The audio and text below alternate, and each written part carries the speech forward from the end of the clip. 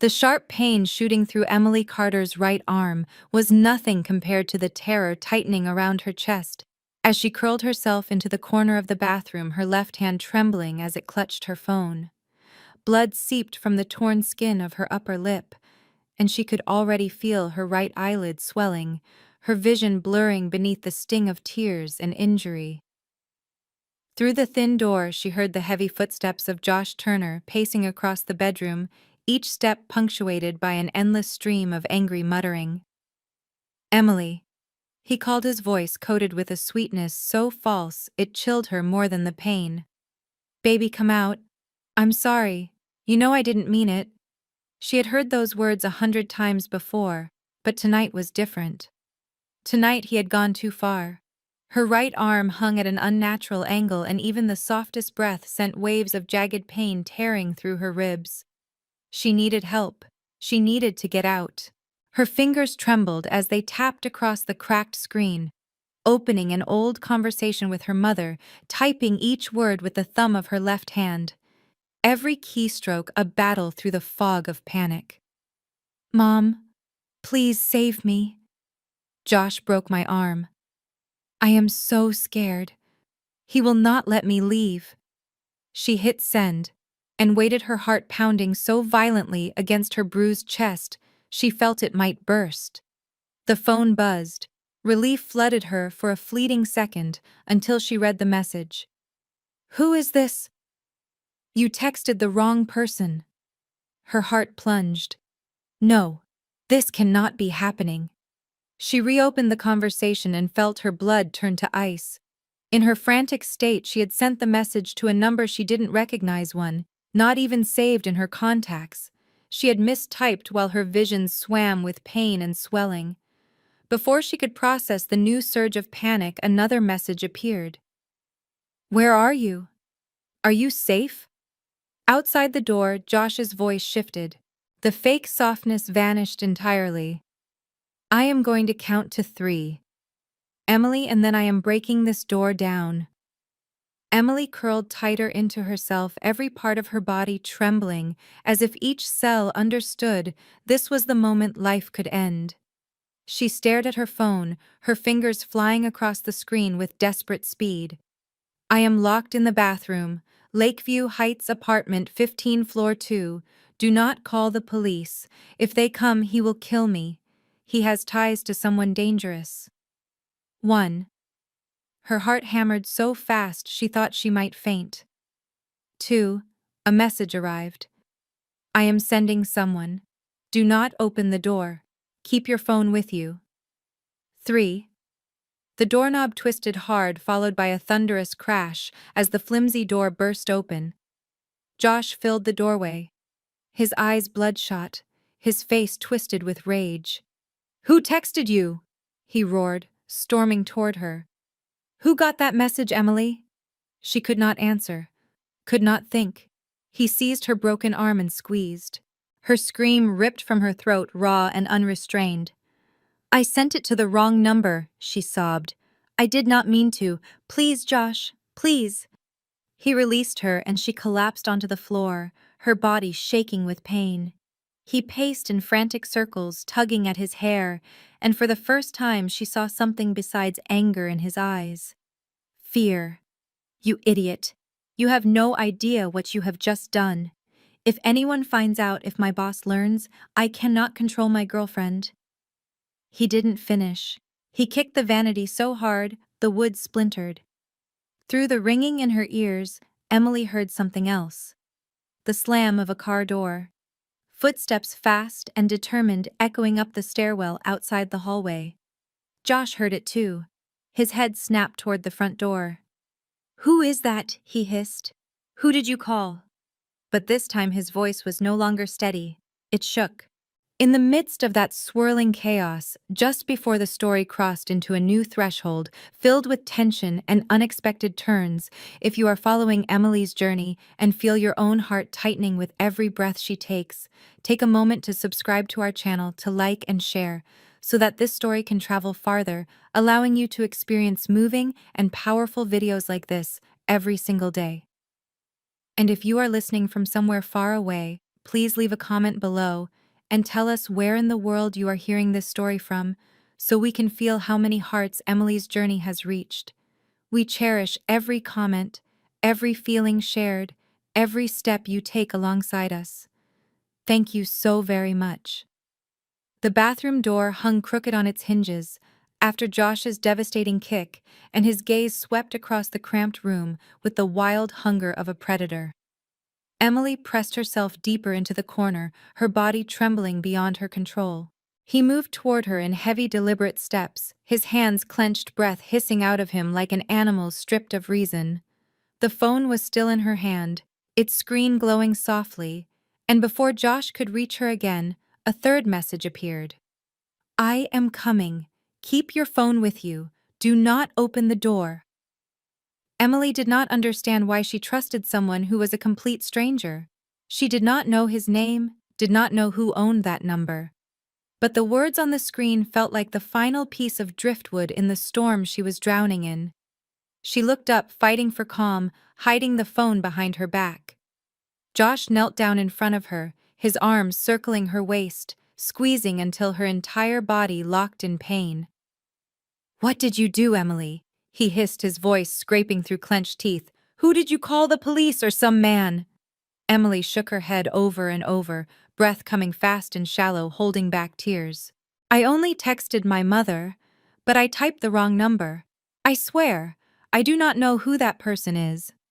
Josh stared at her as if he could scrape the truth from the panic in her eyes. Then he stood, yanked the towel from the wall, wrapped it around the phone in her hand, and hurled it into the sink. Emily cried out instinctively, a sharp burst of pain rising through her ribs. If someone comes here, I will handle it. Trust me, Josh muttered. His eyes locked on the front door as if he sensed something coming. Outside, the footsteps grew louder. Not one person, two, perhaps three. Shoes striking the old apartment hallway floor in steady, unhurried rhythm, each step beating like war drums inside Emily's chest. Josh's agitation sharpened. He ran from the bathroom, slammed the door shut, and locked it from the outside. She heard his hurried movements as he rushed to the front door, peering through the peephole. There was no doorbell, no knocking. Only a chilling silence stretching for several long seconds as if the world itself were holding its breath. Then a soft knock echoed once. Not polite, but deliberate, rhythmic, and cold like a warning. Josh did not answer. A heartbeat later, the door shuddered violently. A sound followed, deep and forceful, as if a broad shoulder had slammed into the wood. Josh staggered back. Emily inside the bathroom held her breath. She heard the lock snap and the hinges creak under strain. Josh roared, I am warning you. This is private property. Get out now. A man's voice responded, low and steady, wrapped in a cold restraint that carried far more danger than shouting. Where is Emily Carter? No names were exchanged, no explanations given. Emily felt her blood run upward inside her veins when he spoke her full name. A heavy crash followed, something slamming into furniture, then a thud like a body hitting the wall. She heard Josh shouting mixed with hurried footsteps. And then the bathroom door swung open. Light from the outer room spilled in and a tall man stepped through. He wore a charcoal coat and in his hand was the phone displaying the final message she had sent. His eyes were a steel gray, expressionless at first, but when they landed on her, something in them softened into something entirely different. Are you Emily? He asked, his voice firm and even. She could not speak, her throat tightening with a mixture of shock and fear. He turned his head and spoke to someone outside the doorway. Bring the kit. Be careful with her right arm. Do not let her stand on her own. Another man appeared, immediately younger and swift, carrying a medical bag. Emily still did not know who they were, but somehow she knew she had just been saved. And the man who saved her was the one who had received her mistaken message tonight. Emily could not recall exactly how she was lifted out of the bathroom, only that the man's arms were steady and warm and impossibly safe, the complete opposite of everything she had endured moments earlier. The man named Nathan did not speak much yet. The look in his eyes as he took in her bruised face and broken arm carried a deep, controlled fury. Not the explosive kind that Josh wielded, but the cold and focused anger of someone with real power, someone who would do anything necessary to protect. As they moved through the narrow hallway toward the living room, Emily saw Josh pinned by a larger man, his arm twisted behind his back, his face contorted with pain. "She is my girlfriend," Josh shouted. "You have no right to be here. I will sue all of you." Nathan did not turn. He simply lowered Emily gently onto the sofa before slowly facing him, his gaze sharp as a blade. "You hit her. You broke her arm. You locked her in the bathroom. And you think you have any rights here?" His voice was low and even, never raised yet. It silenced the entire room. Josh struggled wildly, but the man restraining him tightened his grip until Josh groaned. Emily curled in on herself, cradling her throbbing arm, watching it all through a haze, as if she were witnessing a scene in a film rather than living it. Nathan stepped closer to Josh, only a few feet away. "Your full name?" "Josh Turner," he spat. "I am not afraid of you." "That is where you are wrong," Nathan murmured. "You should be afraid." He signaled for the guard to drag Josh toward the balcony. Josh kicked and cursed all the way, but he might as well have been fighting a steel wall. Nathan then pulled out his phone and spoke to someone in a language Emily did not recognize, something that sounded like Russian or another Eastern European tongue. He spoke briefly, decisively, then hung up. Emily watched him, trying to steady the tremor running through her body. "Who are you?" she whispered. Nathan did not answer right away. Instead, he stepped closer and knelt in front of her. "My name is Nathan Bishop," he said slowly. "Tonight, you sent a message to the wrong person. I received it, and I came here for one reason. You needed to be saved, but you do not know me. Why would you come? Because I do not ignore a cry for help, even from a stranger." Nathan glanced toward the man tending her arm. "Be careful. The right arm may have fractures in both the radius and ulna. Do not worsen it." Emily stared at him in disbelief. "Are you a doctor?" Nathan shook his head lightly.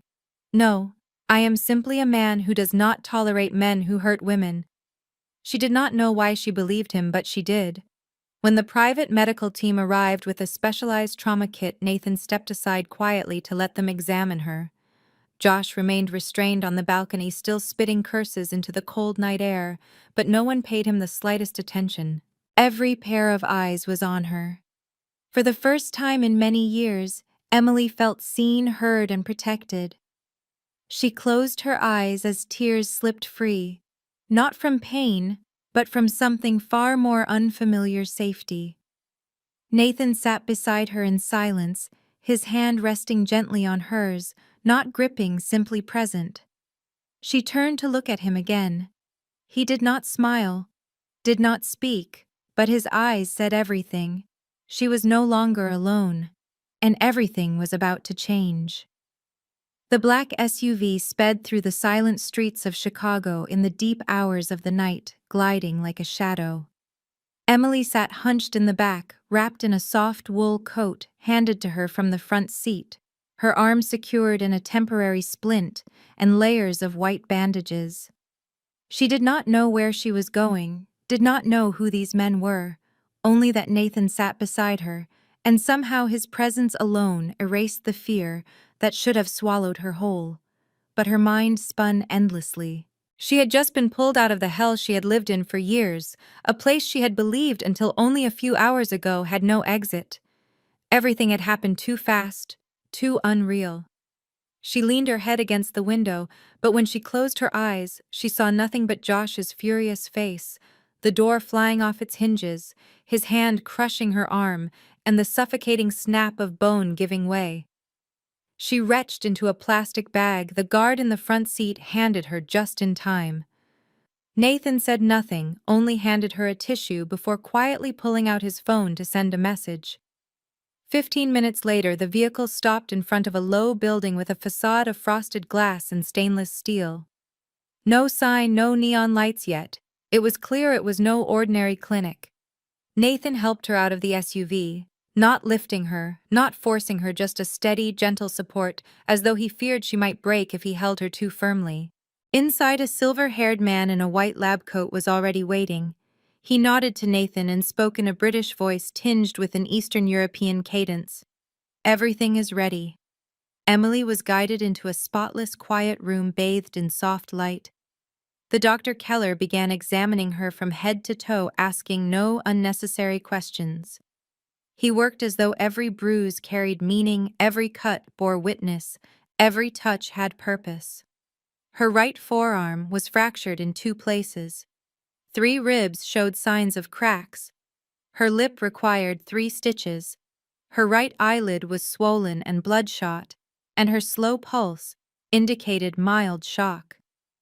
Emily remained silent. She did not cry, did not speak. When the needle pierced her arm for pain medication, she only closed her eyes briefly. When the doctor finally asked her a question, she realized her throat felt as dry as paper. "Do you feel pain in your abdomen?" She nodded faintly. "I need to check internal organs. We need a CT scan." She did not know whether she nodded again.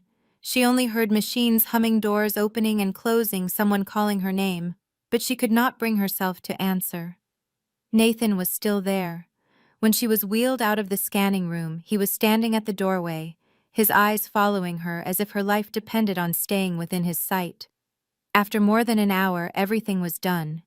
Emily's wounds were cleaned, stitched, her arm reset and stabilized, fluids administered, and she was taken back to the recovery room. Dr. Keller said she needed several hours of rest before traveling again. She lay still on the bed, listening to the steady beeping of the heart monitor echo through the room. When Nathan walked in, she did not turn her head.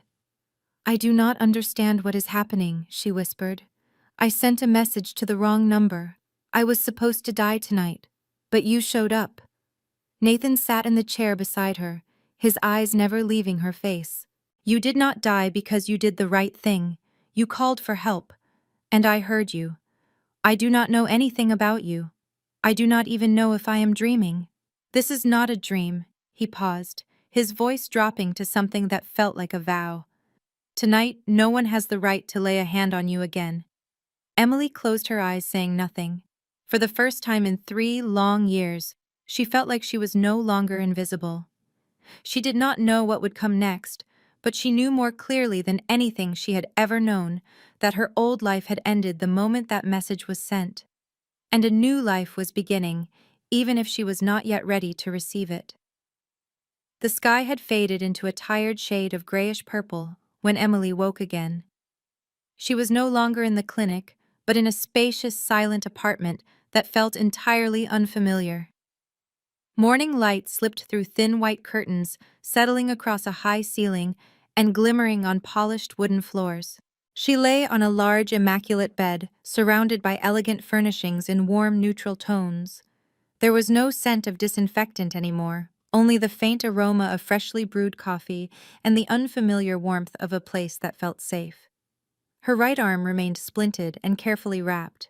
A bottle of water sat on the bedside table next to a black phone and a handwritten note. Emily picked up the paper, recognizing the clear, steady handwriting. "You are safe. No one can find you here. If you need anything, use the phone beside you. I will take care of everything. Nathan." She reread those words several times, not because she did not understand them, but because they felt so foreign to the life she knew. Who was this man? How could someone she had never met, someone who had received a single misdirected message in the middle of the night, come to rescue her, bring her to a private doctor, and then move her into a place like this? She forced herself upright, every muscle crying out in protest. Each step toward the window felt heavy and unsteady. When she pulled back the curtain, the entire city of Chicago stretched beneath the high-rise building, bathed in the soft light of dawn. This apartment was not a temporary refuge. This was the kind of place people paid tens of thousands of dollars each month just to set foot in. In the kitchen, a sleek stainless steel refrigerator was fully stocked with food, accompanied by a handwritten set of instructions on how to warm the meals and a tray of carefully labeled medication. Beside the phone was a contact list containing only two names, Nathan and Victor. She did not know who Victor was, though she assumed he was the younger man who had helped bandage her in the clinic. She did not call. She did not know what she would even say. Instead, she walked through the apartment as if searching for clues about the man named Nathan Bishop. Everything was impeccably arranged down to the smallest detail. Yet there were no signs of a life lived here, no personal photographs, no books, no marks of someone's daily presence. It felt as though the apartment existed for one singular purpose: to receive her. She sat on the sofa by the window, her mind spinning under the weight of too many questions. Who was Nathan? What kind of person could mobilize people in the dead of night, summon a private doctor, own an empty luxury apartment, and operate with such quiet efficiency that no police ever appeared? A cold shiver ran down her spine as she recalled Josh's warnings about the men he was connected to. The power, the danger, the people no one dared to cross. Was Nathan part of that world? Had she escaped one predator only to fall into the territory of another? A message appeared on the new phone, making her flinch. "Are you awake? How are you feeling? I will stop by this afternoon if you feel up to it." Nathan. Emily stared at the screen. There was no tone of control, no demand, no intrusion. Only concern, measured and restrained. And that more than anything frightened her. Men like that did not need threats to hold power. They only needed to exist. She did not respond. She set the phone down and turned back to the distant city beyond the window. Inside her, something was unraveling, a tangle of gratitude, fear, curiosity, and a nameless sense that her life had taken a turn from which there would be no return. By late afternoon, when the last threads of sunlight slipped across the rooftops of the city, Emily was still seated beside the wide glass window, the place where she had spent nearly the entire morning and noon, simply watching the world below, studying the small, ordinary movements of life. Everything seemed strangely normal, while she herself felt as though she had just stepped out of a nightmare that still clung to her skin like a cold shadow. Her phone vibrated softly. A message appeared, short and unadorned. "Have you eaten?" She stared at those words for a long time. 4 simple words. No exclamation mark, no emoji. Yet they tightened something deep in her throat. Emily did not answer right away. She opened the refrigerator, warmed a serving of chicken soup that had been prepared, ate it one spoonful at a slow, steady pace, and only then picked up the phone. "I just ate. Thank you." In less than a minute, another message arrived. "Good. Rest after you eat. You need to recover both physically and mentally." Nathan asked nothing more. He did not push for conversation. He did not pry into what she was feeling, nor demand to know what was happening inside her mind. He left only brief messages scattered gently throughout the day, enough to let her know she had not been abandoned yet, never so much that she felt watched. The next morning, when Emily woke from a restless sleep, a message was already waiting. "Do not go outside yet. The wind is strong today. You should rest. If you want to read, check the drawer under the TV." She followed the instruction. Inside the drawer were several hardcover books, mystery novels, and psychological fiction. None of them looked new. The scent of freshly printed pages had long faded. These books had been read, handled, cared for. Strangely, that comforted her more than the luxury items scattered throughout the apartment. Someone had once touched these pages. It was a small piece of something real in the midst of so much unfamiliarity. She began to read, sitting in the armchair near the window, her arms still throbbing, but her mind lighter than it had been in days. By afternoon, another message appeared. "Are you doing all right today?" She replied simply. "I am reading The Silent Patient. It is good." His answer came. "I like that book as well. The storytelling is both cold and painful, a bit like you." Emily reread that message several times, unsure how to respond. She did not think he was flirting. It felt more like an observation than a compliment, a quiet way of saying he saw her, saw the pieces inside her even without asking her to reveal them. On the third day, Nathan sent a bag of items, not through strangers, but carried upstairs by Victor himself, who placed it by the door and said only a gentle reminder to rest. Inside the bag were a soft hoodie, a pair of sweatpants, a few personal care items, a bottle of fragrance spray, and a thin blanket. No flashy brands, just high-quality, simple, well-fitted things. Nothing that made her feel pitied or indebted. She sat on the sofa holding the new blanket, her eyes blurring without her noticing. It had been so long since anyone had cared for her without conditions, without wanting something in return, without demanding a price.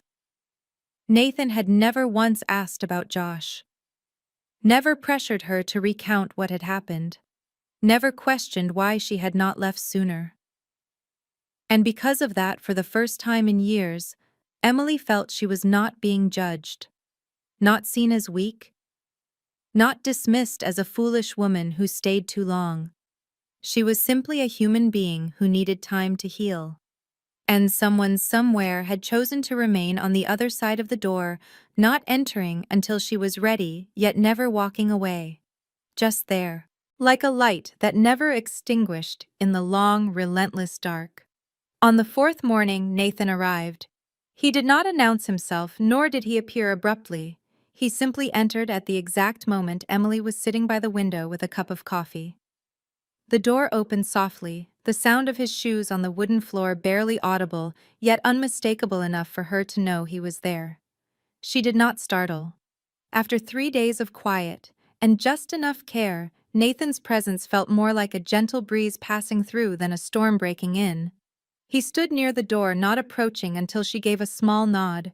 He pulled a chair over and sat about a yard from her, keeping the careful distance she had quietly come to appreciate. They remained silent for several minutes. Neither spoke.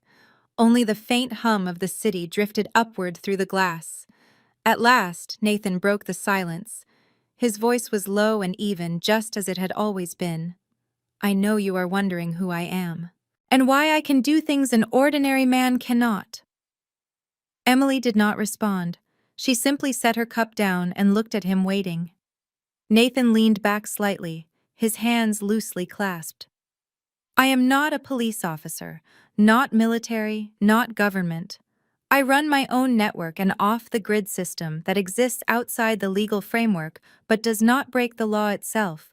It exists to protect people who have been harmed and abandoned by official systems, people like you." Emily felt her breath tighten.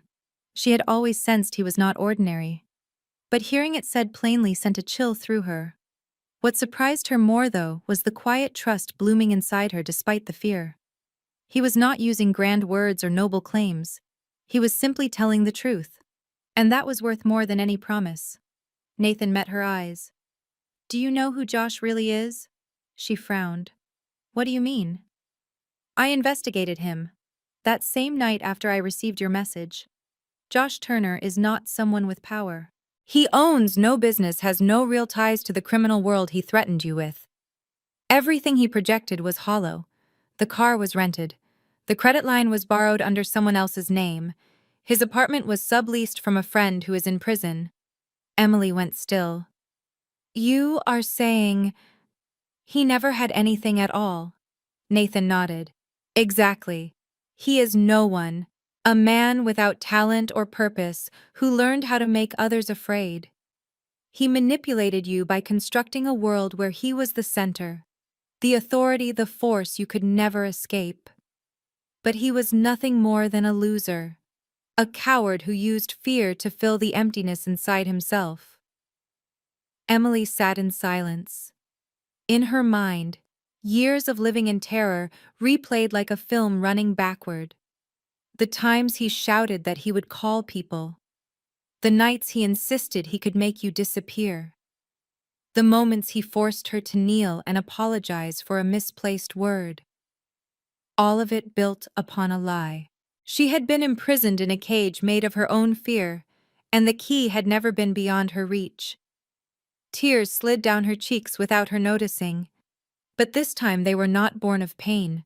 They were born of anger, anger at herself, anger at the lost years, anger at ever believing a man like him could define her worth.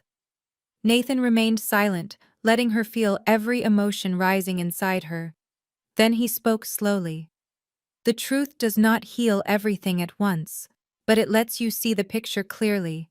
And when you can see it clearly, you can decide how to redraw it. Emily wiped her tears and looked at him. I do not know if I am ready. Nathan offered the faintest smile, the first she had seen since the night they met. That is all right. When you are ready, you will know. For now, remember one thing. He has no power over you anymore, not even a little. The next morning, when the first light of day slipped through the white curtains and settled into the quiet living room, Emily sat in front of the old laptop Victor had brought from her former home at Nathan's request. She opened her work inbox, her hands trembling slightly, though her eyes no longer held the same confusion they once did. After more than a year working as an administrative assistant at the law office where Josh had been a part-time associate, she had lived in a constant state of caution. No one at the firm truly helped her when they saw the bruises. No one asked when she disappeared for days after being locked inside the apartment. Josh always hid behind that polished mask of charm and decency, convincing everyone he was accomplished, while Emily appeared to be nothing more than a timid, fragile girlfriend. She typed a simple subject line, resignation letter. She did not write long explanations, did not circle around the point. She wrote only what was necessary. Thank you for the opportunity, but I need to step away from my former environment and start anew. After she pressed send, she stared at the screen for a long moment. There were no fireworks inside her, no rush of triumph. Only a quiet emptiness, as though after closing a door that had held her prisoner for far too long, she no longer knew which direction to turn next. Nathan's message arrived at noon, just as she was preparing her first homemade lunch in weeks. Are you free this afternoon? I want to take you somewhere. She replied briefly, yes. At around 3 in the afternoon, the familiar SUV stopped beneath the building. This time, Emily walked out on her own, without needing anyone's support. She still wore long sleeves to hide the fading bruises, but something in her demeanor had shifted. She was still cautious, yet there was weight in her gaze now, the look of someone who had just placed the first stone of a new foundation. Nathan drove her to the west side of the city where tall glass towers gave way to old warehouses and low-income housing. The SUV stopped in front of a 2-story red brick building, unremarkable except for a small brass plate on the glass door that read, Bridgepoint Community Center. Inside was a warm space filled with the sound of children running, lessons being taught, printers humming, chairs scraping, and bursts of laughter. Nathan greeted a few people before leading her down a narrow hallway to a community room. There, about 10 children were drawing, coloring, and building paper models under the guidance of a young teacher. Emily paused at the doorway, hesitant. Her eyes landed on a little girl of about 8, with curly hair and wide, bright eyes. The child smiled at her without hesitation, before returning to her drawing. Nathan spoke quietly beside her. This place used to be an abandoned storage building. I bought it, renovated it, and opened it nearly 2 years ago. We support children in the neighborhood, offer lessons, teach life skills, and organize weekend activities for older residents. A small community, but a warm one. Emily still said nothing. She watched each child closely, their gestures, their faces. There was no strain, no fear, just children being themselves. Nathan continued. They need someone patient, someone with a heart that listens, someone who can teach small things like reading, writing, simple math. He looked at her, his eyes steady and calm. You studied education, did you not? Emily turned to him, surprised. You knew. He nodded. I knew, but I am not pushing you. This is only a suggestion. If you are not ready, we can wait. Emily looked back at the lively little room. A young boy was holding up his first drawing to show the teacher, his face glowing, as if he had discovered the whole world. She tightened her hand slightly. Something inside her, deep and long dormant, began to stir. I want to try, she whispered. I'm not sure I will be good at it, but I want to try. Nathan did not smile broadly. He simply gave one quiet nod, as though he had known her answer long before she spoke it. The next morning, Emily returned to the Bridgepoint Center on her own. Nathan did not accompany her. He simply sent a brief message wishing her a good day and reminding her that someone would meet her at the door. She arrived earlier than planned, standing before the red brick building. For a long moment, her heart caught somewhere between anticipation and nerves, as though she were stepping into a dream she had abandoned long ago. She was greeted by a woman in her 40s named Lorna, who coordinated the children's learning programs at the center. Lorna carried the warm smile and steady calm of someone who had weathered every kind of chaos with patience. They walked down a hallway lined with hand-drawn pictures taped to both walls, some messy, some bursting with color and imagination. Emily paused before a drawing of a house with a red roof and 4 children holding hands beside a large dog. Lorna spoke softly beside her that one was drawn by Carlos, the boy who lived in a car with his mother for nearly a year before they came here. Now he is the first to arrive every morning, and the one who never wants to leave. Emily nodded, her throat tightening around something she could not name. Inside the community room, the children had already gathered. There were around 10 of them, from about 6 to 11 years old, sitting around a table, each absorbed in their own small craft project. A blonde girl with pigtails looked up, spotted Emily, and chirped, "Are you new?" The whole group turned eyes wide with curiosity. Emily smiled as she stepped inside, while Lorna offered a gentle introduction. "This is Miss Emily. She will be here for a while, helping you learn and play together." With none of the hesitation adults so often have, the children opened their hearts instantly. A boy tugged her sleeve and showed her a half-finished drawing. Another girl invited her to join a puzzle game. The air felt warm, friendly, and unbelievably real. Emily knelt beside the table, carefully using her left hand to help the boy color the roof of the house.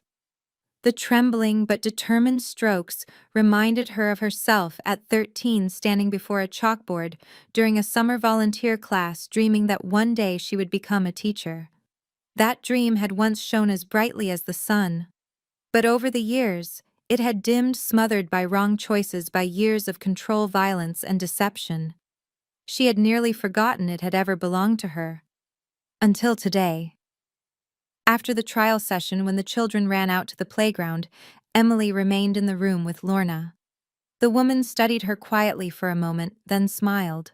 "I do not know what happened to you, but when you look at the children, I am certain of one thing. You were born to do this." Emily let out a small, genuine laugh. "I once wanted to be a teacher. But then everything went off course." Lorna nodded. "Dreams do not disappear. They only fall asleep until someone calls them back. And it seems yours woke up today." When Emily stepped out of the center that afternoon, she paused on the last step and took a deep breath. The soft afternoon sunlight felt like a wordless embrace. She pulled out her phone and sent Nathan a message. "I took the job." His response arrived so quickly, it felt as though he had been waiting. "I knew you would. Congratulations." Emily smiled, and for the first time in many years, it was not for anyone else, but for herself. Something within her was being reborn, not just a new beginning, but a stronger, steadier version of the person she once dreamed she could become. And this time, no one would ever take that away from her. Since the day Emily began working at the community center, her life gradually found a new rhythm, slow but steady, as though after years of relentless storms, she had finally discovered a quiet corner where she could rise again on her own. Each morning she arrived early, greeting the children with a smile, a warm hug, and small lessons on pronunciation, paper folding, or how to write a complete sentence. At night, instead of shrinking in fear at the sound of footsteps behind a door, she found herself waiting for the soft chime at 6:30, when Nathan would arrive carrying 2 warm meals and ask the familiar question, "Would you like Italian or Thai tonight?" They began spending evenings together that way at the small table inside the high-rise apartment where Emily was still recovering. There were no honeyed words, no hurried gestures, only quiet stories of ordinary life exchanged between two people who had walked through too many wounds.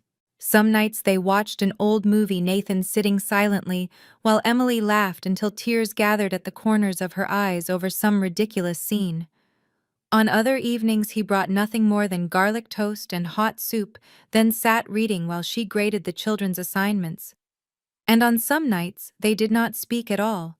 They simply sat beside each other, listening to the rain, tapping against the window, soft jazz, drifting through the room, and the quiet comfort of each other's presence filling the space. Slowly, the distance between them narrowed, not through deliberate touches, but through a trust that grew quietly, hour by hour. Nathan always respected her personal space, yet he never vanished when she needed someone. When she caught the flu, he was the first to bring medicine, warm towels, and porridge. When she told him about a boy at the center who showed signs of being abused at home, he did not say much. He simply nodded and immediately called someone in his network to protect the child.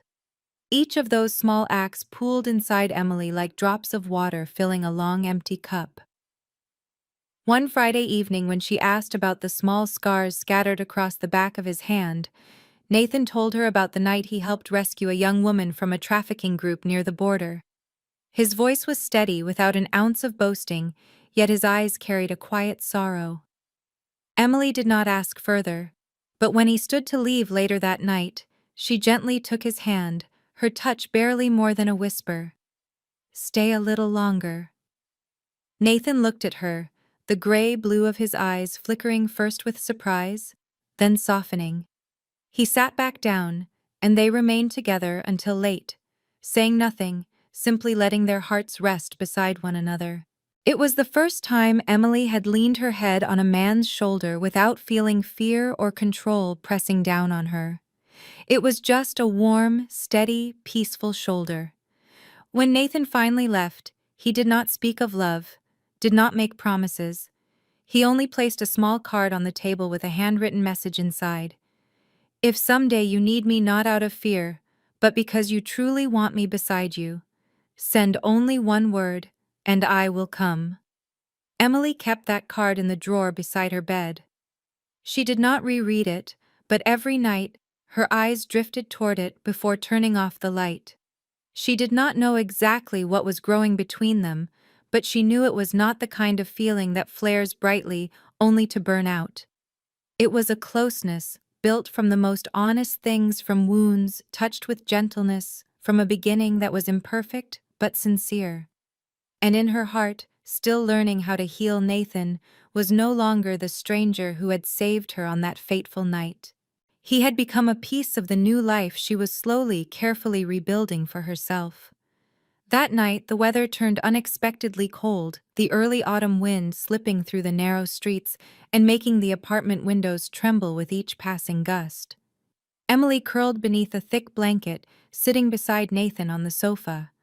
The soft glow of the table lamp cast a warm halo across his face, highlighting the strong, defined lines she once thought were cold. But the closer she grew to him, the more she realized that beneath that calm exterior lay a soul shaped by long battles, complicated and quietly weathered. She looked at him, her eyes blinking softly as she asked how long he had lived here. Nathan set his cup of tea down, lingered in thought for a moment, then answered slowly. "I came to America when I was a child. I was 12. My parents brought me out of Odessa, a port city in Ukraine, during the chaos that followed the war. We lived crammed into a tiny apartment in southern Brooklyn, 5 people sharing one small bedroom. My father worked at a shipyard, my mother cleaned houses. I learned English from the neighborhood kids, learning as much from their fists as from their words, because they had little patience for an immigrant who mispronounced the name New York." Emily pictured him as a 12-year-old boy, lost in the noise of a foreign city, trying to survive while holding on to the fragments of where he came from. And then what she whispered.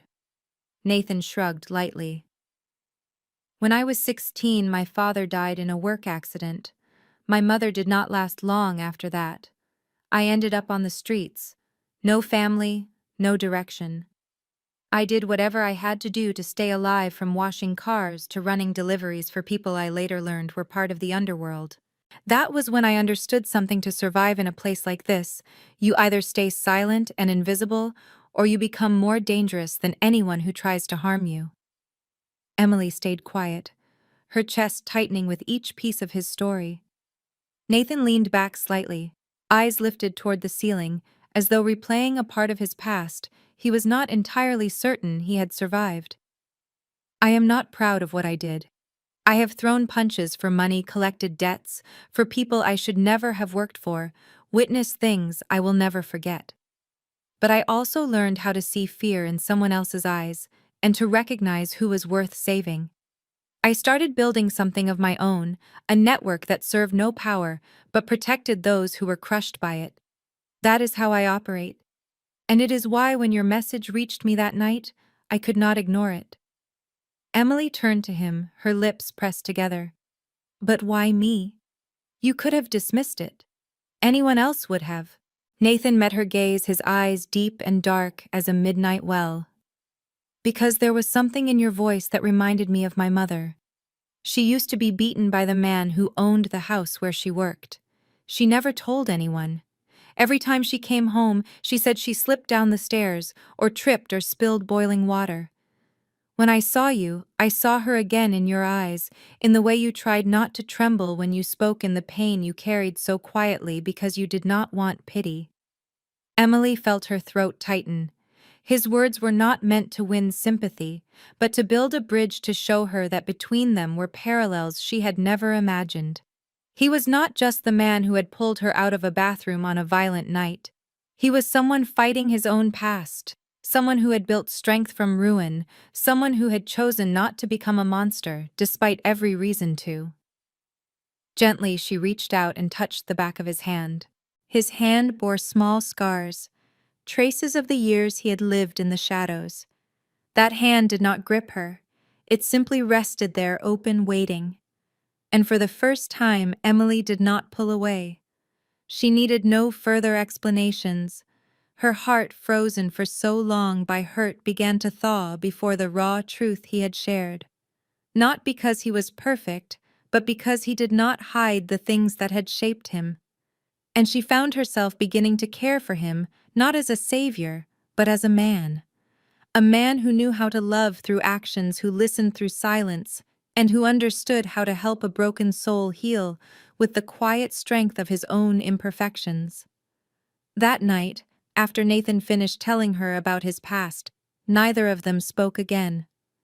The air in the room settled calm and still, like a lake whose last ripple had faded, leaving only the steady ticking of the wall clock and the quiet rhythm of two people breathing beside each other. Emily kept her hand in Nathan's, her heart tangled with emotions she had not yet named. She did not feel pity for him, nor regret for letting him in. Instead, she saw pieces of herself mirrored in the fractures of his life. Neither of them was whole. Both had lost, had fallen, had chosen survival over truly living. And perhaps that was why they understood one another in ways words could never fully explain. Nathan rose when the clock neared midnight, ready to say goodnight, as he always did. But as he walked toward the door, Emily found herself stepping forward without thinking. Not out of fear, but from something deeper, something that rose quietly from within. She touched his arm, stopping him, and he turned toward her. Their eyes met in a silence that needed no explanation. She stepped closer, lifted her hand to his cheek, and rose on her toes to kiss him. The kiss was as gentle as a drifting leaf, neither rushed nor heated, just a soft meeting of two people intimately familiar with loss. Nathan did not pull her in, did not take control. He simply stood there and allowed her to guide the moment. When their lips parted, Emily felt her heart pound as though she were learning how to be alive for the very first time. She could not remember the last time she had dared to touch a man without fear. But almost immediately, the old uncertainty washed back over her like a shadow that refused to be shaken. She stepped away, slightly lowered her head. and whispered, her voice raw. "I am sorry if I made you misunderstand. I just—" Nathan gently interrupted her, placing a light hand on her shoulder. "It is all right. I do not expect anything from you. That kiss was yours, not repayment, not obligation." Emily looked up at him and saw nothing but sincerity, free of even the faintest hint of calculation. It was that very honesty that frightened her. Not fear of him, but fear of herself. Afraid that if she let herself drift too easily into her feelings, she might lose the fragile freedom she had only just reclaimed. She had once loved, once trusted, had once given everything she had to someone only to be shattered by the very hands she entrusted her life to. She knew too well what it meant to be controlled under the guise of love. And now, standing in front of someone genuine, she found herself doubting her own ability to love again. Nathan took a step back, restoring the space between them. He did not look hurt, nor did he withdraw emotionally. He simply said quietly, before leaving, "You do not owe me anything, and I do not want you beside me out of gratitude or loneliness. When you are ready, you will know." He stepped out the door, leaving her alone in the apartment. Emily stood there for a long time, her hands clasped tightly together. She knew her heart had stirred with something beautiful, but also something fragile. She did not want to lose it by moving too quickly. She did not want to love someone the old way, when she had not yet fully understood her own worth. She wanted to approach love this time with steady steps, with a heart no longer shattered. And to do that, she needed more time, not to erase the past, but to learn how to live with it as part of herself. And though she sent no message to Nathan that night, she knew he understood. Because between them, words were unnecessary. Only patience and trust mattered, things neither had ever truly known, but were slowly learning to offer each other. On Friday afternoon, the last light of day stretched across the windows of the Bridgepoint Center, tinting the old tile floor a warm gold.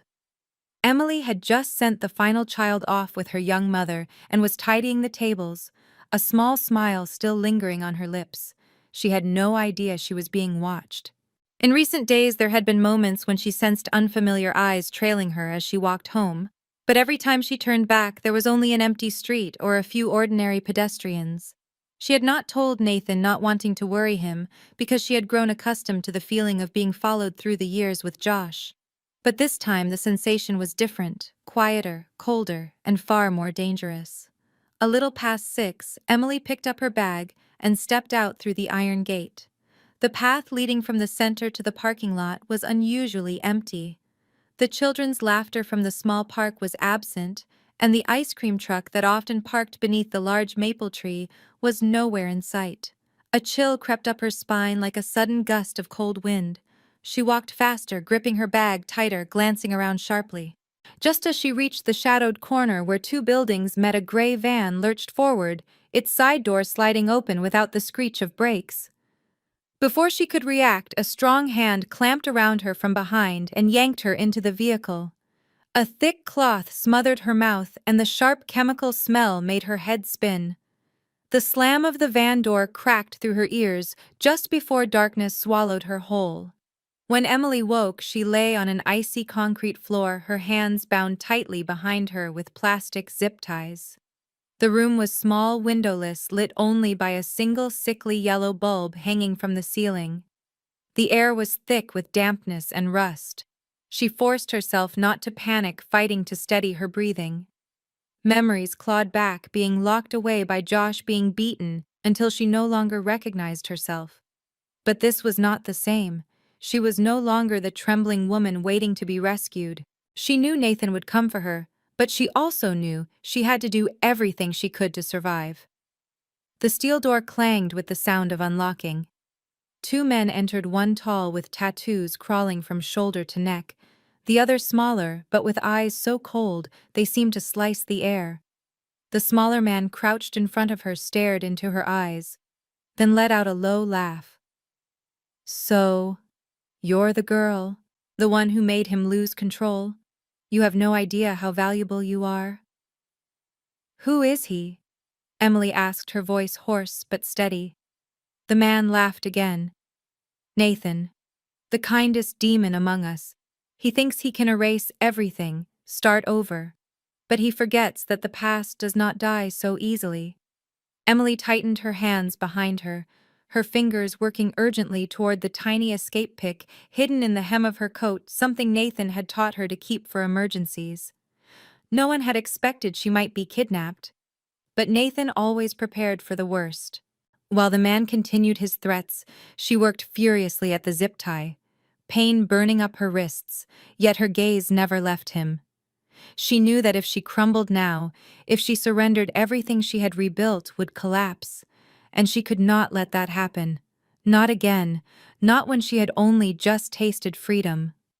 The small room was icy and damp, making each breath Emily drew feel heavier, yet her mind had never been sharper. Her fingers were raw from scraping against the thin metal hook hidden in the hem of her coat, a small cut on her palm already bleeding, but she did not stop. Nathan's words echoed in her mind like a compass guiding her through panic. If you are bound with a zip tie, use the sharp edge, pull inward, focus on one point. Do not let fear numb your hands. Emily gritted her teeth, the pressure around her wrists sending cold sweat down her forehead, but she could feel the plastic beginning to weaken. She could not stop. She must not stop. Outside, footsteps echoed. The two men returned this time, moving with an urgency that told her they knew Nathan would not stay silent once she went missing. One of them tossed her phone onto the table and unlocked it, using her fingerprint while she had been unconscious. Emily stared at it, a bold plan flashing across her mind. If she could pull it off, at least Nathan would know she was alive. She forced her expression to remain calm, lowering her eyes as if she were on the verge of tears. The larger man leaned close, raising his hand as though to intimidate her. But he did not expect that Emily was no longer the victim she used to be. The moment her wrist slipped free from the zip tie, she lunged forward, using both hands to shove him backward so hard he crashed into the metal chair. She snatched the phone from the table, pivoted, and ran toward the corner where an old ventilation grate sat loosely in the wall. Though barred by metal slats, there was a narrow gap below. She shoved the phone through it, quickly opening a notes app and typing 3 words, "Nathan, help now," then hit save. She did not have time to send anything, but Nathan had once told her he installed a system that automatically synced every change on her phone to his private server as long as the device had an active data connection. She slid the phone deeper into the wall cavity, blocking it with a scrap of paper, and turned, just as a hand closed around her. The larger man yanked her backward by the hair, shouting, "What do you think you're doing, you little—" Emily did not scream, did not cry. Her eyes met his with an unsettling calm. She knew that if she showed fear now, it would be over. In her mind, only one truth mattered. She had to buy time, make them believe she had accomplished nothing, stay alive long enough for Nathan to reach her. The second man entered, seeing the overturned chair and blood on her hands, and his expression tightened. He approached to check the restraints and discovered the severed zip tie. He barked out a warning, but before he could act, a phone vibrated from the far corner of the room. Both men snapped their heads toward the sound, their eyes locking in fear.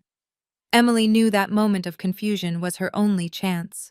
She closed her eyes, silently praying the small signal had been enough for Nathan to trace her. Every second that passed now was a race with life itself. She did not know how many people were out there searching for her, but she knew one man would not stop until he brought her home safely. And for him she had to keep fighting. Not against the kidnappers, but against the fear that had once torn her apart. Because if she let it claim her again, everything she had fought to reclaim would vanish as if it had never existed at all. In the darkness of the armored SUV parked a block away from the warehouse, Nathan sat motionless, his eyes locked on the GPS signal that had just activated from Emily's phone. The message glowing on the internal system tightened his chest before he could even think, "Nathan, help now." He needed no further proof. She was alive, and she was waiting for him. The voice of the tactical team commander sounded in his earpiece, confirming the target's location at roughly 200 meters away, identifying the warehouse's deteriorating structure, 2 possible entry points, and at least 3 armed men inside. Nathan nodded, his gaze sharp as a blade. No one touches her. A simple order carrying the weight of everything he had ever tried to protect in his life. The tactical team moved through the darkness like phantoms splitting into two units. Nathan wore no mask, had no intention of hiding who he was.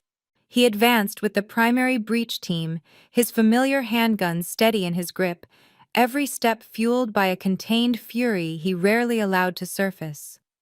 When the breach signal sounded, the warehouse door exploded open under a powerful kick, the echo of metal crashing against the wall, reverberating through the tight space. High-intensity flashlights swept across the room, illuminating two men near the entrance, who spun around in shock, only to be taken down by non-lethal rounds that shattered their legs. A third man leapt from behind with a raised gun, but he barely had time to aim before a team member shot through his shoulder, dropping him instantly. Nathan never slowed. He moved past the fallen bodies, scanning each room, his chest constricting with every second Emily remained unseen. A faint noise rose from the farthest room, and Nathan surged toward it, slamming his shoulder into the steel door that had been locked from inside. There she was, Emily yanked backward by the last remaining captor, a knife pressed to her throat. Her eyes were frightened yet clear, and when she saw Nathan, she did not cry out, did not beg. She simply shook her head slightly as if to say, "I'm still here." The man screamed at Nathan to stay back, or he'd kill her, but he had no idea Nathan had seen hundreds of standoffs just like this. Nathan raised his gun, his voice low and cold as winter steel. "If you touch her, there won't be a single bone left in your body." The captor tightened his grip, the knife grazing Emily's skin and drawing a thin line of blood, but she did not flinch.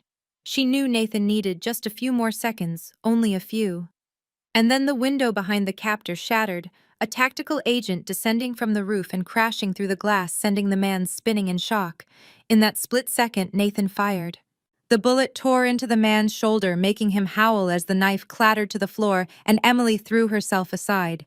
Another agent pulled her out immediately while Nathan lunged forward, overpowering the captor and pinning him to the ground until the clatter of handcuffs cut through his screams. The air was thick with gunpowder smoke and sweat, but for Nathan, the entire world narrowed to the moment he saw Emily being led out alive. He ran to her without hesitation, ignoring everyone else as he pulled her into his arms. Emily trembled against him, not from fear, but from the release of everything she had held inside. "I did what you taught me. I didn't give up." Nathan held her even tighter, pressing his forehead to hers, as if that alone could erase the pain she had endured. "No one will touch you again. I'm here now, and this time I will never let you fall into their hands again." The safe house where Emily was staying lay quiet beneath the late morning light. Sunlight streamed through the wide windows, casting pale golden streaks across the soft gray-brown carpet. Emily sat on the sofa with a steaming cup of chamomile tea in her hands, the heavy blanket still draped over her back. 3 days had passed since Nathan and his team rescued her. 3 days of a strange mixture of relief, heaviness, and a tightness in her chest she could not fully name. Nathan had not left her side since. He had stationed 2 guards outside her door, checked the security system 3 times a day, and even attached a small tracking device to her new phone. He never ordered her, never raised his voice yet. His care weighed on her like an invisible tether wrapped around her wrists.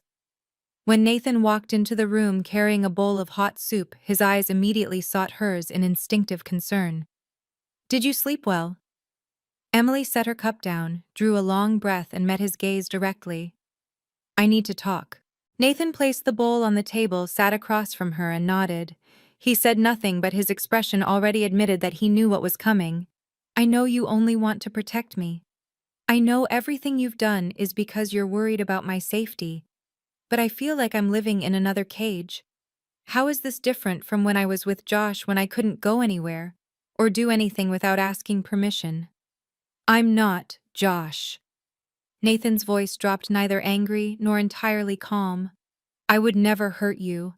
I know, but I need space to breathe. I need to walk to the park alone without 2 men trailing behind me. I need to decide when to call you, not because you expect me to check in every 2 hours. I'm not a project for you to protect. I'm a person. A woman. Someone learning how to live again. Nathan lowered his head, his fingers laced together. He remained silent for a long moment before he finally spoke. I'm afraid of losing you, Emily. When you disappeared, it felt like the world stopped. I've lived in the dark before. I've lost the people I loved most, and I swore I would never let anyone touch you again. But maybe I forgot something important, that protecting you is not the same as controlling you. I can shield you from the storm, but I can't be the one who decides the direction of the wind in your life. Emily felt her eyes sting, not from anger, but from the earnestness in his voice. She moved closer, sat beside him and took his hand. I don't need you to disappear. I need you here, but as someone I choose to walk beside, not someone who monitors every step I take. I want whatever this is, this love, to grow from trust, not fear. Nathan lifted his gaze, his gray-blue eyes holding an emotion that defied naming. He nodded, slow and certain. I'll learn to step back, so you can step forward, and when you fall, I'll be the one who catches you, not the one who pulls you.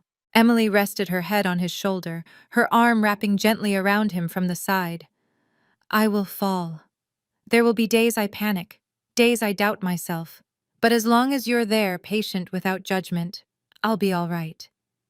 In that quiet, they sat together as two people learning to heal, not through grand promises, but through conversation, through understanding, through the shared determination not to repeat the mistakes of their pasts. It was not a fairy tale ending, but it was the beginning of something real, mature, and deeply worth hoping for. And for the first time, Emily felt her heart truly belonging to a place she could call safe, not because it was locked away, but because it was understood.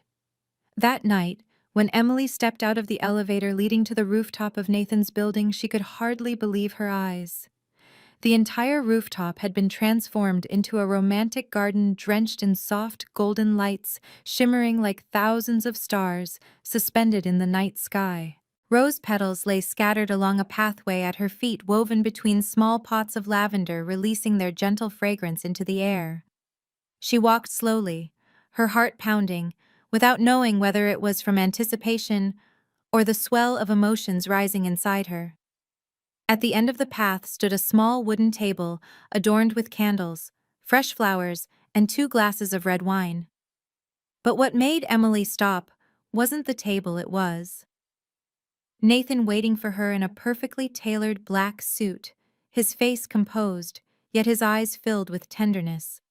He said nothing at first, simply watched her, as if committing every step, every breath she took to memory. When she reached him, he took her hand softly and guided her toward the center of the rooftop, where a circle of white flowers formed a delicate arch like a miniature wedding canopy. A gentle breeze lifted her hair, and Nathan brushed a loose strand from her face before speaking, telling her that from the very moment she had sent that mistaken message, his life had changed. Emily let out a soft laugh, her eyes glistening. She had thought it was the worst moment of her life. He nodded, admitting that it had been the moment that brought her into his world, a moment he had never been more grateful for. He told her he had lived in shadows, believing he did not deserve anything beautiful, until she appeared imperfect, unpolished, but real, strong, and genuine. Nathan sank to one knee, pulling from his pocket a velvet blue box. Inside lay a simple platinum ring, crowned with a violet blue sapphire that reflected the night sky itself. Emily, he said softly, he could not promise her a life without storms, but he could promise to walk beside her through every one of them. He did not want to protect her like a hero, he wanted to stand with her as a partner. Marry me. For a breathless moment, Emily said nothing, moved beyond words, her heart swelling almost painfully. Then she nodded, tears slipping down her cheeks, a radiant smile breaking through as she whispered yes. Nathan rose, slipped the ring onto her finger, then pulled her into an embrace that felt like the joining of two souls. The rooftop burst into light as tiny strings of LEDs flared to life and confetti rained down in a shimmering cascade. They kissed beneath the glow of candles and flowers, surrounded by the gentle music Nathan had secretly prepared. Nothing was extravagant yet. Everything was perfectly timed, perfectly placed, perfectly felt. In that moment, Emily no longer thought of the pain of her past or the uncertainty of her future. She stood in the safest place she had ever known, in the arms of the man she not only loved, but trusted with a heart that had once been shattered. And from this moment on, she knew she would never have to walk alone again. Emily and Nathan's wedding was not the grand affair one might imagine for a wealthy man who had once walked out of the shadows of the underworld, but rather a warm, intimate ceremony filled with quiet tenderness. They chose to hold it in the small garden behind the community center where Emily worked, the place where children tugged at her sleeves every day, where their colorful paintings covered the walls, and where she had first felt her life regain meaning. On a gentle autumn afternoon, beneath the bright red canopy of a turning maple tree, they exchanged vows before a small circle of people who truly mattered, several of Nathan's most trusted friends and Emily's co-workers from the center. She wore a simple white dress, not extravagant, but soft and true to who she was, while Nathan stood beside her in a charcoal gray suit, his eyes never leaving her throughout the ceremony. When they slipped rings onto each other's hands, the children seated in the front row erupted into applause, each one wearing a tiny flower pin Emily had given them earlier. A few of them even teared up, and when Emily hugged each child after the ceremony, Nathan watched her with a look of love that could not be measured. Instead of a long honeymoon, they stayed home. Emily wanted to return to the center as soon as she could, and she had also resumed her university studies to finish the teaching degree she had abandoned years before.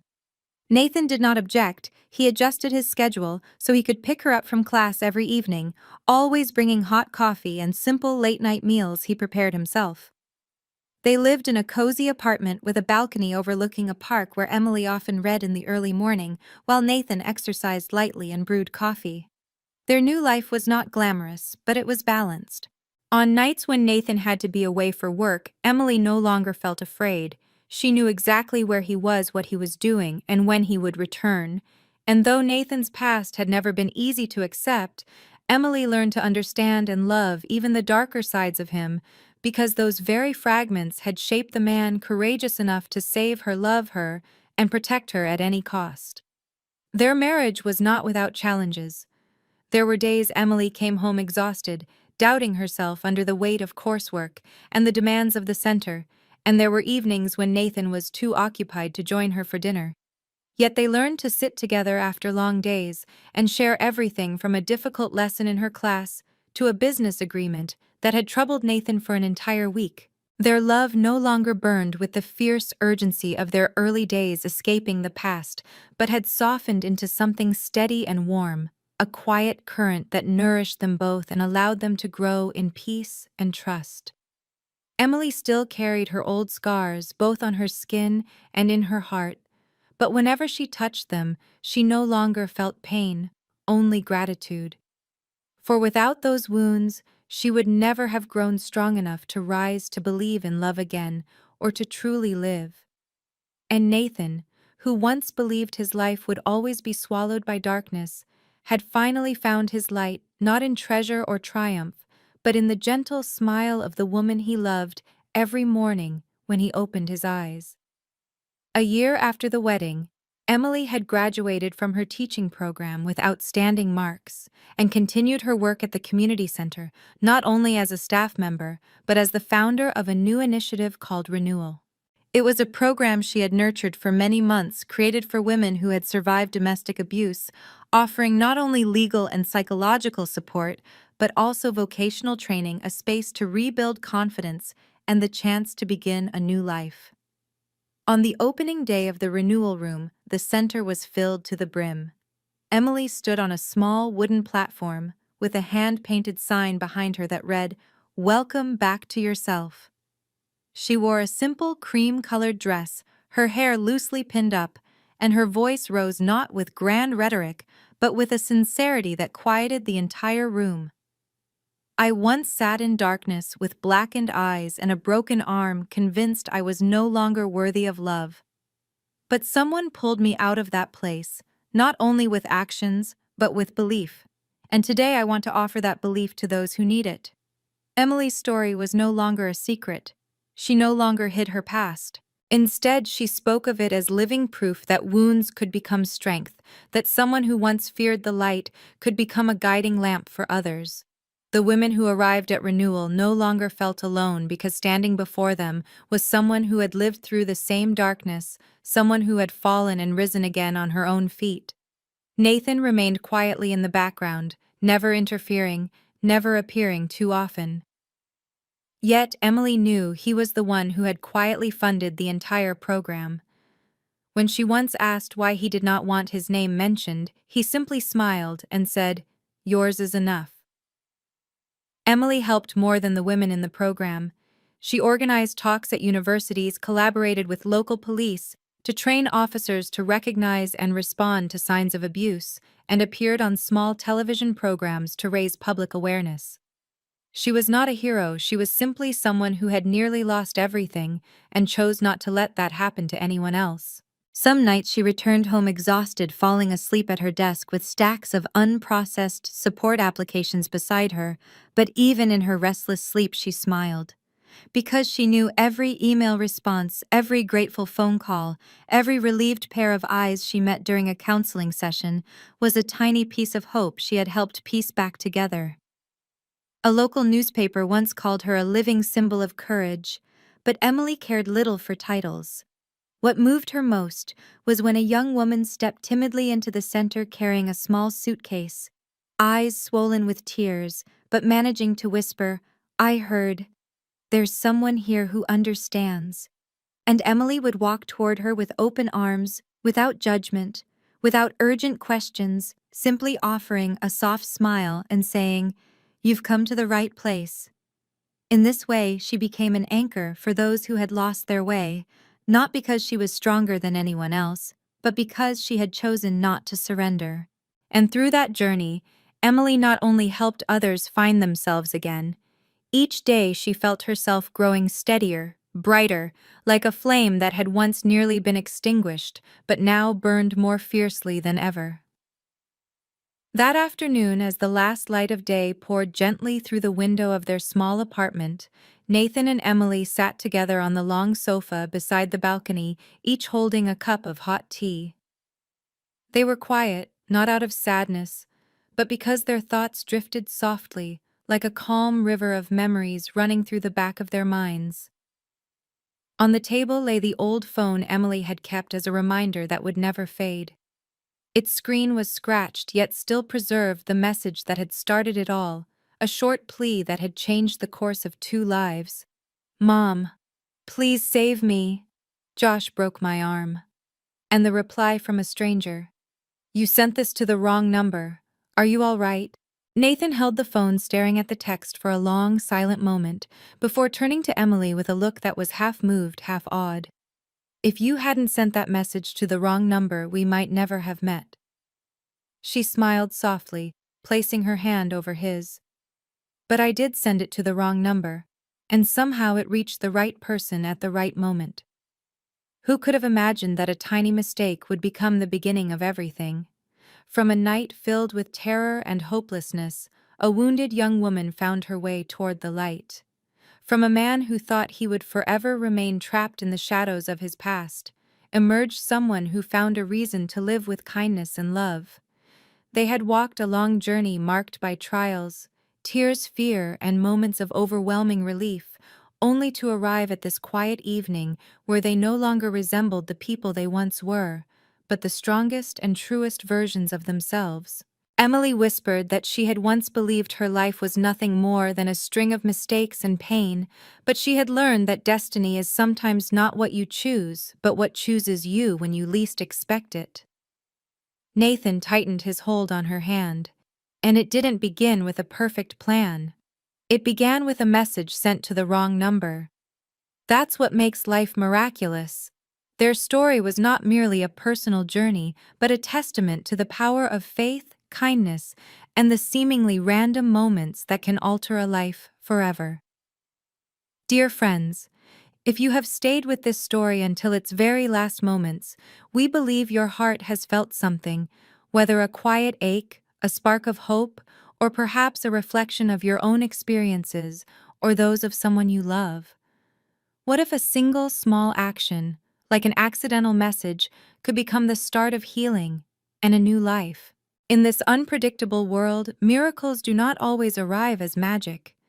They often begin with the courage of someone who dares to call for help, and the compassion of someone who responds with unconditional kindness. If this story has touched you, please don't forget to subscribe to our channel, like the video, and share it to spread these positive messages further into the community. And most importantly, leave a comment below and tell us what you feel. What do you think of Emily and Nathan's journey? Does it remind you of someone in your own life? Have you ever received a wrong number message that changed something for you? We truly look forward to hearing the most sincere feelings from your heart. Thank you for spending your precious time listening to this story with us. We hope to see you in the next videos with even more emotional journeys. May you and your loved ones always enjoy good health, a peaceful life, and days filled with warmth and love. Goodbye and see you in the next video.